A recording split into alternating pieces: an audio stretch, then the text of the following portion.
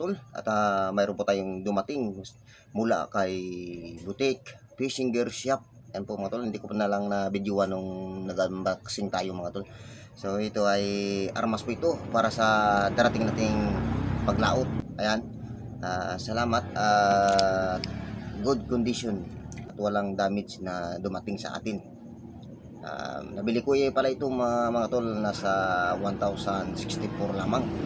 Samantala sa original price niya mga tol, nasa 2,759 pesos. Ayan, nag-sale siya ng 1,179.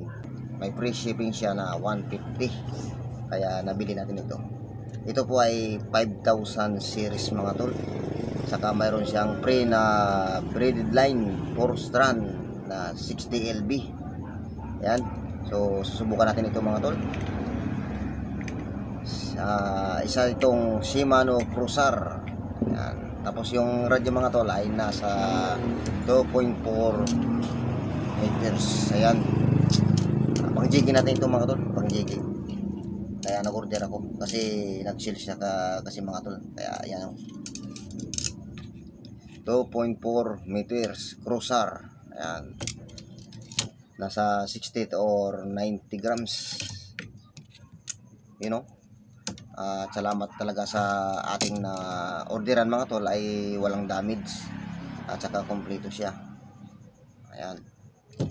Kaya nga pala mga tol ay in-order ako ay isang seat ito mga tol. Isang seat. Ayan, kasama ito. Kasama ito. Saka 2 section siya mga tol. Ayan.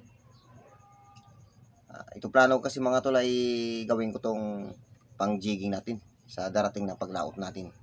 At nakahanda na rin po yung ating bangka. Nasa ayos na.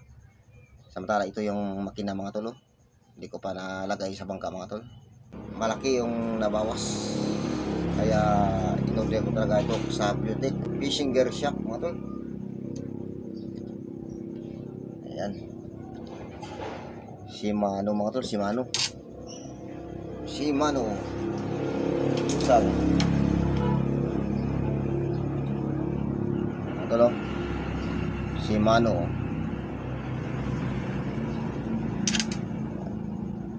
Ito 2.4 meters. Bali carbon siya mga tol. Carbon. Yung ating rod. 5-to-1 ratio. Yung fishing reel. Yan, kasama yung braided line na 60 lb. Smooth na smooth.